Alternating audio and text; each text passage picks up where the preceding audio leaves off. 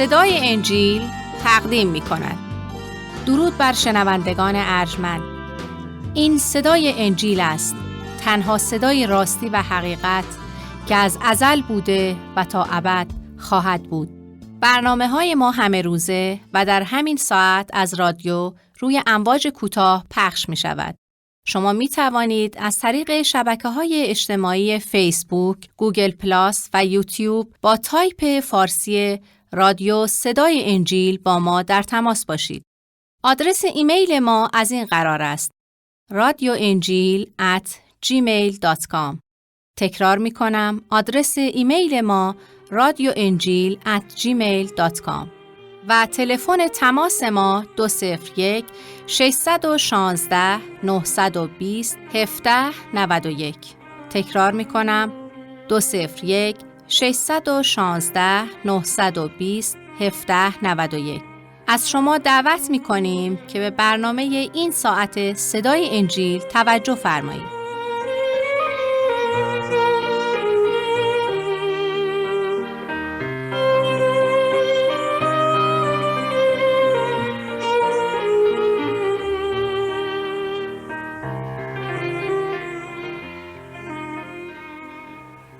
ای خداوند، خدای قادر مطلق، خدای مهربان و رحیم و خدای بخشنده، ای خدای محبت و خدای دوست داشتنی، تو را می ستاییم و تو را ستایش می کنیم که به ما رحم می کنی و ما را با تمام خستگی و شرارت ها و گناهانمان به درگاه خود می پذیری. برای باران رحمت و کرامت، برای نعمات بیکرانت و برای محبت و آزادی که بخشیدی شکرت می کنیم. خدایا، همه آزادی های مرا از آن خودت بگردان. حافظه و فهم و اراده مرا پذیرا باش. آنچه را که دارم، آنچه که تو به من داده ای، همه را به تو برمیگردانم و خود را تسلیم تو می کنم تا تو مرا هدایت نمایی. تنهایی خدا، تمنا این که محبت خود را به من ارزانی دار، همراه با فیض خود. این ثروت برای من کافی است و غیر از آن چیزی دیگری را نمیخواهم. این تمنا را به نام نامی عیسی مسیح، مظهر محبت و مکاشفه تو میطلبیم. آمین.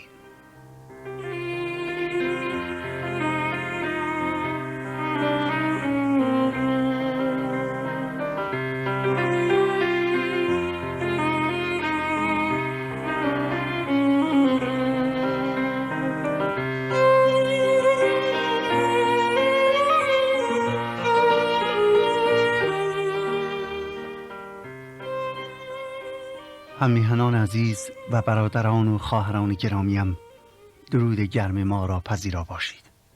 امیدواریم که زندگیتون در محبت الهی غرق شده و با اعتماد و توکل و ایمان به او ما بقیه عمرتون رو به سر بیاورید و اراده او را پیروی کنید. چقدر ما بندگان باید خدا را به خاطر الطاف بیکرانش سپاسگزار باشیم که حاضر است در هر لحظه و هر آن و در هر موقعیتی که داریم ما را بپذیرد و فریاد رسمون باشه. پس ای عزیزانم، اگر در مشکلات هستید، اگر افسرده و ماتم زده اید، اگر بارهای گران زندگی پشت شما را خم ساخته و امیدی به زندگی ندارید، به حضور او بیایید. به حضور او بیایید که محبت است و مهربان، بخشنده است و رحیم. او شما را با آغوش باز میپذیرد. خدا محبت است و بنده خود را محبت می کند. از اینکه این افتخار رو دارم که با شما باشم و از تورات مقدس آیات شریف را بخوانم، خدا را شکر کرده و امیدوارم که قرائت آیات و توضیحاتی که به عرضتون میرسونم باعث هدایت شما و نزدیکیتون به خدا یکتا بشه و فیض او را در زندگی ملاحظه فرمایید.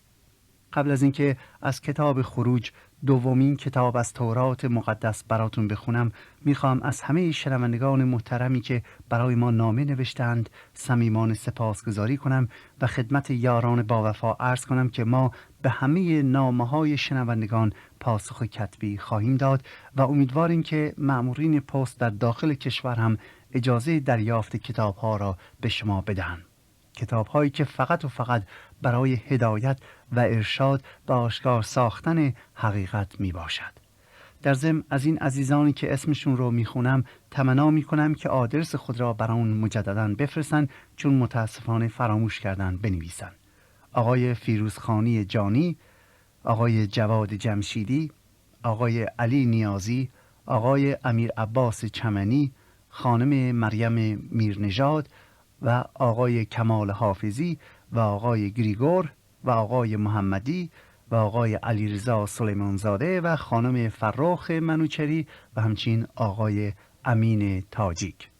خب دوستان عزیز، حالا از شما دعوت میکنم که اگر تورات مقدس را در اختیار دارید لطفاً آن را به کتاب خروج فصل 2 بگشایید تا با هم آیات خدا را مطالعه کنیم.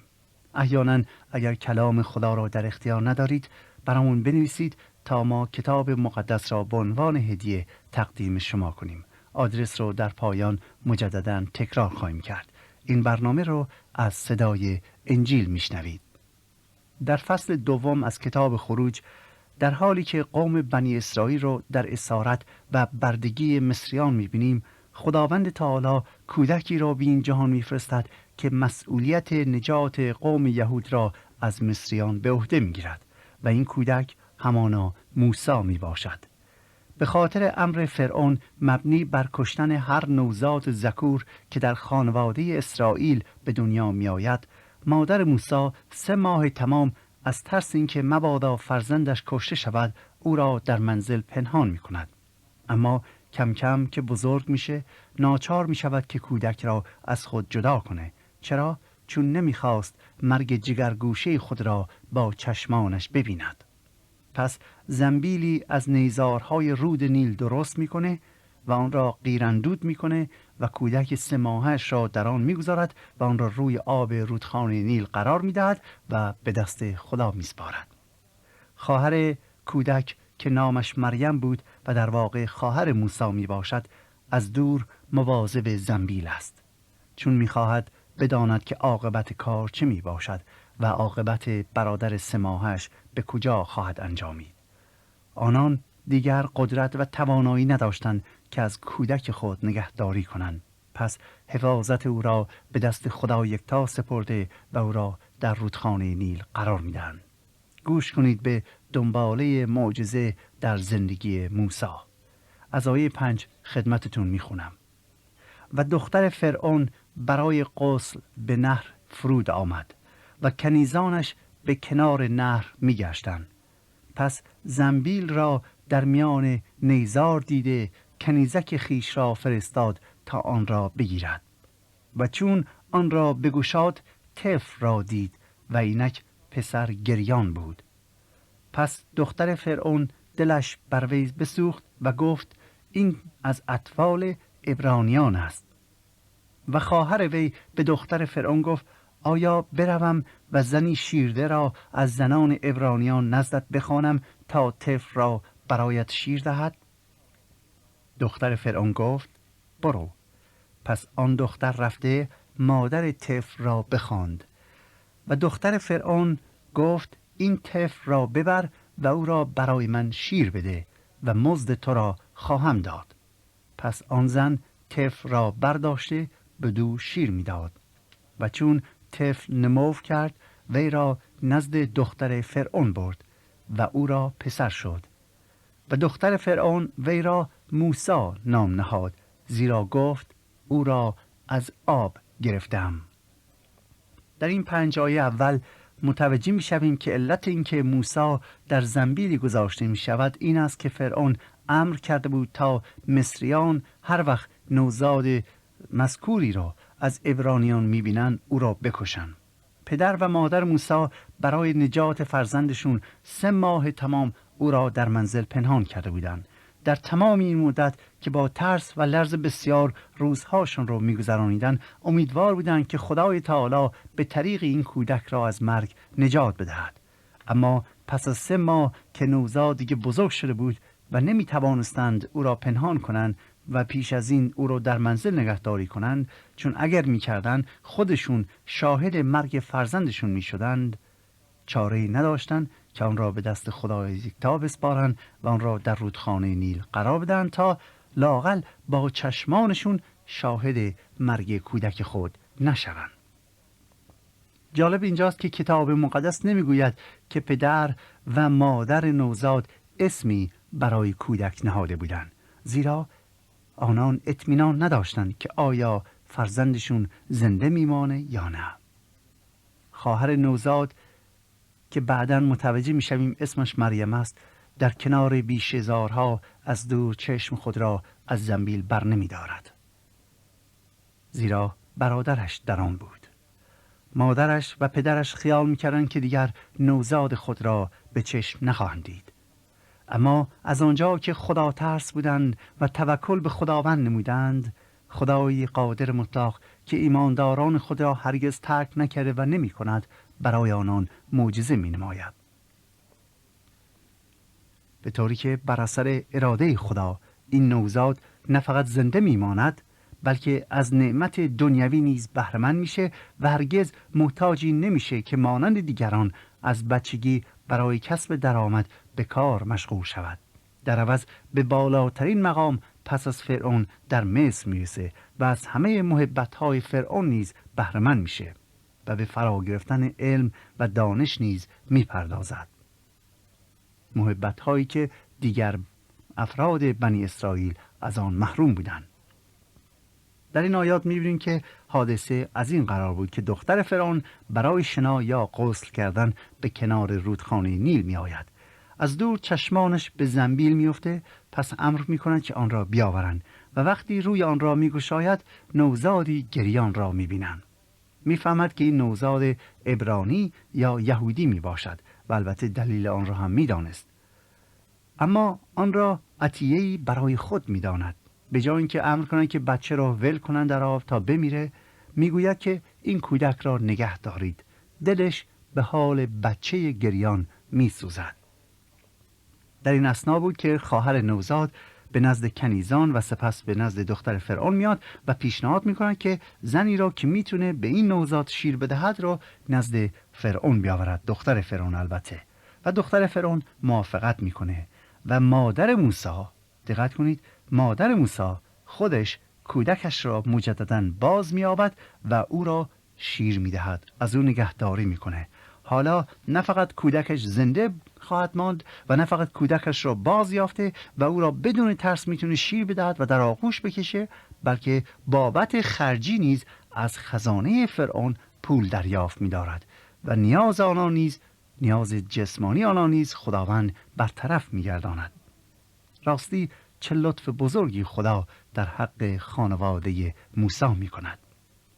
اگر دقت کرده باشید کتاب می گوید که دختر فرعون اسم نوزاد را موسی می نامد. دقت کنید، دختر فرعون اسم نوزاد را موسی می نامد، زیرا اسم موسی به معنی از آب گرفته شده است.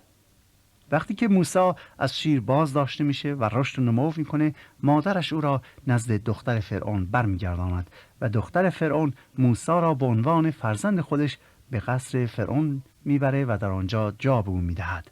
موسی در قصر فرعون از نعمت و عطایای بسیاری بهره‌مند میشه.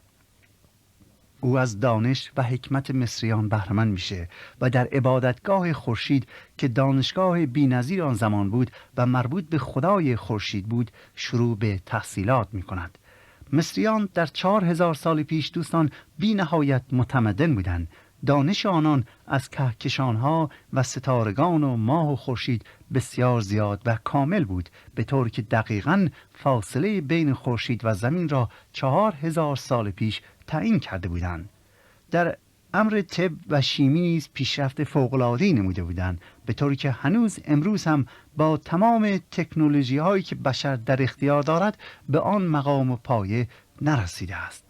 آنها قادر بودند بدن انسان را طوری توسط مواد شیمیایی مومیایی کنند که کاملا سالم و بدون هیچ عیبی برای هزارها سال نگاه بدارند، و یا در تهیه رنگ‌های شیمیایی فوق‌العاده پیشرفت کرده بودند. آنان رنگ‌های بسیار براق و درخشنده و خوشرنگ اختراع کرده بودند که هنوز هم که هنوزه انسان‌ها در قرن 20 موفق به کشف آن نشدند و اگرچه امروز کارخانه‌های رنگسازی بیش از 2000 نوع رنگ‌های مختلف را تولید می‌کنند، اما هرگز نتوانستند سر موفقیت رنگ‌های مصریان را که در حدود 4000 سال پیش تهیه می‌کردند پیدا کنند. رنگ‌هایی که هنوز زیبایی و خوشرنگی و براقی آن از بین نرفته. تمدن مصریان بسیار معروف و شهرت جهانی داشت و موسی این افتخار را داشت که در بهترین دانشگاه مصریان تحصیل کند. او تبدیل به یک مصری کامل شده بود. مثل آنان حرف میزد، مثل آنان لباس میپوشید، مثل آنان حرکت و عکس العمل نشان میداد و یک مصری تمام عیار شده بود، به طوری که وقتی دیگران او را میدیدند او را مصری میپنداشتند. در کتاب اعمال رسولان از انجیل مقدس وقتی که رؤسای یهودی قصد قتل استیفان، اولین شهید مسیحی را داشتند، استیفان در شهادت خود اشاره به این ایام از زندگی موسی می کند که بهتر است توجه خود را به آن مبذول بداریم که حقایق جدیدی را برامون آشکار می کند.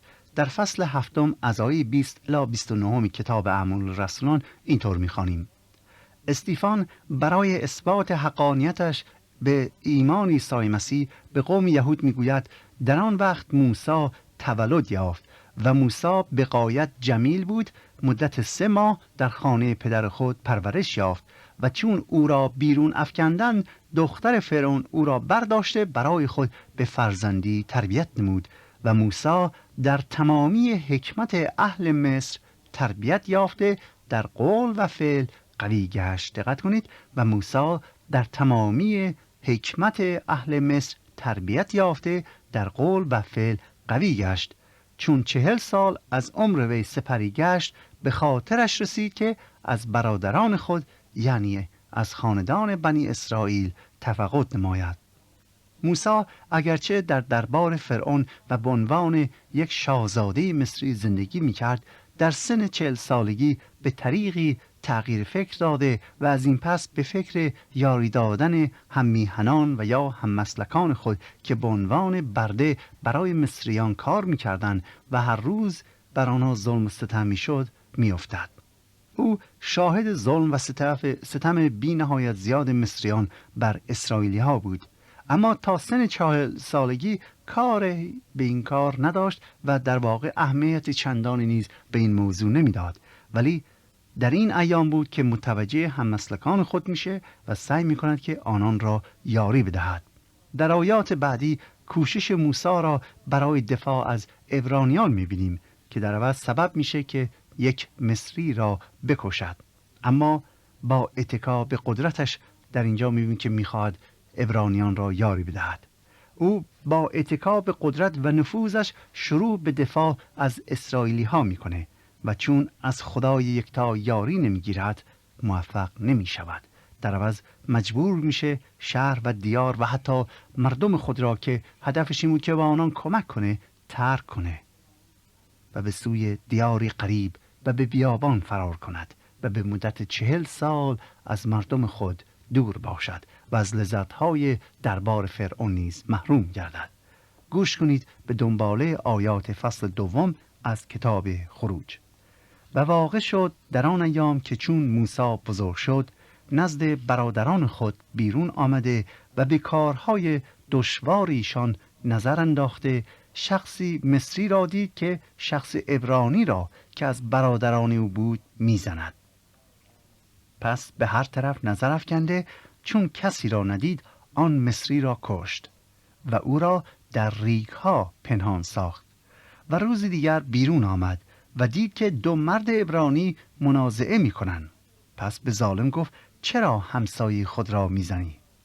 او گفت کیست که تو را بر ما حاکم یا داور ساخته است؟ مگر می‌خواهی مرا بکشی چنانکه آن مصری را کشتی؟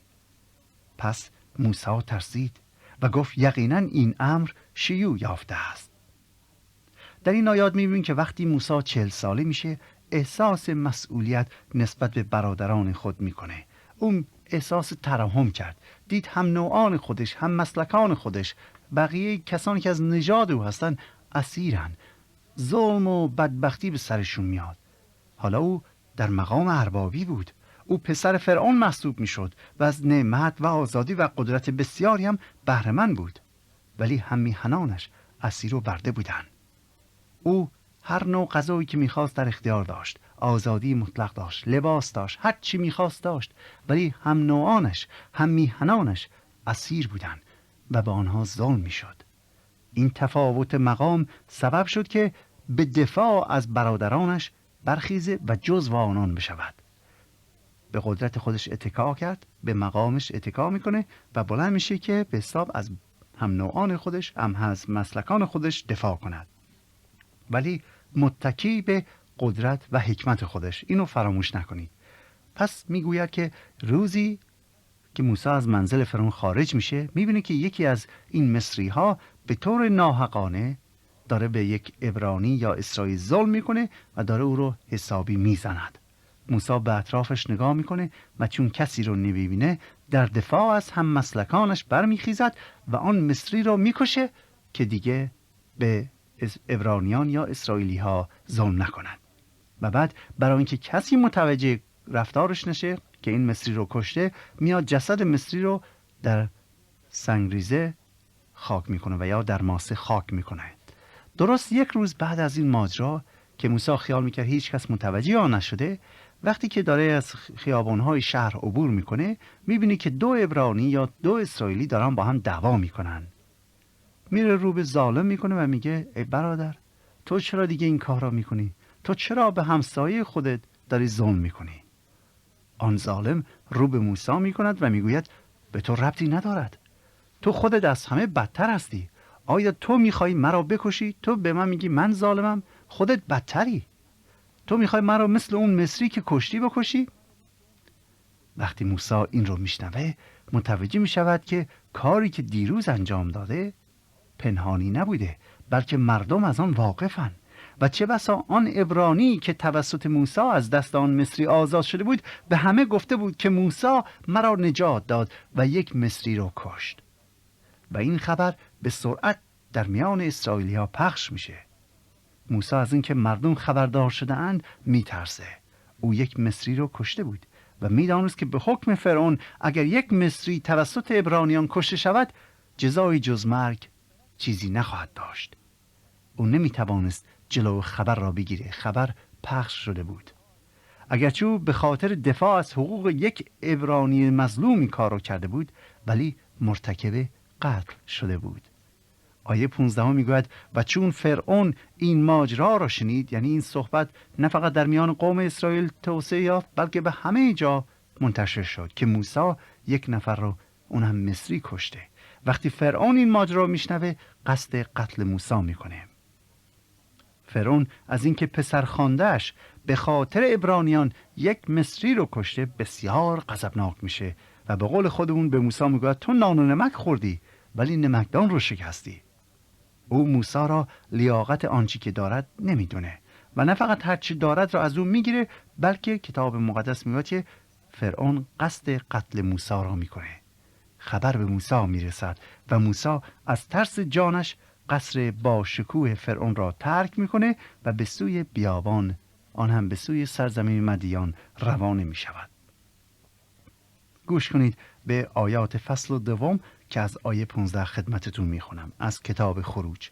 میفرماید و چون فرعون این ماجرا را شنید، یعنی وقتی فرعون شنید که موسی یک مصری رو کشته، آن هم به خاطر دفاع از برده های اسرائیلی، فرعون قصد قتل موسی را کرد و موسی از حضور فرعون فرار کرده در زمین مدیان ساکن شد و بر سر چاهی بنشست. و کاهن میدیان را 7 دختر بود که آمدند و آب کشیده آبخورها را پر کردند تا گله پدرخیش را سیراب کنند و شبانان دیگر نزدیک آمدند تا ایشان را دور کنند. آنگاه موسی برخاسته ایشان را مدد کرد و گله ایشان را سیراب نمود. موسی سفر دور درازی را طی میکنه تا به سرزمین مدیان میرسه و در آنجا یک چاه آبی میبینه که در آنجا میشینه تا رفع خستگی کنه و به قول معروف آب بگیره و بعد به حال زار خودش فکر کنه. در این اثنا میبینی که 7 دختر میآیند تا گوسفندهای خود رو آب بدن اینا آب از چاه میکشن و به قول معروف در آب خورگاه میریزن تا گوسفنداشون بیان از این آب بخورن، ولی چوپانهای مرد میان و گوسفندای اون دخترها رو میزن کنار و به قول معروف ناحقانه آبی که دخترها از چاه آب کشیده بودن را برای گوسفندان خودشون استفاده میکنن. وقتی موسی اینو میبینه میاد و به کمک اون 7 دختر میپردازه که به شبانای دیگه میگه شما حق ندارید این کار را بکنید و اجازه میده که اول گوسفندان آن دختران آب بخورن و این هم سبب میشه که آن دخترها زودتر به منزل برن.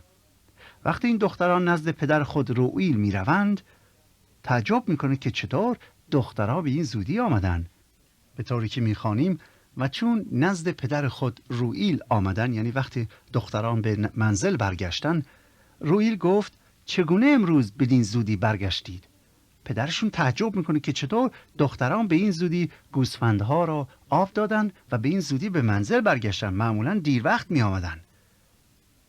آنها به پدرشون میگویند که شخصی مصری ما را از دست شبانان رهایی داد. دقت کنید، میگویند شخصی مصری ما را از دست شبانان رهایی داد و آب نیز برای ما کشیده و گله را سیراب نمودند.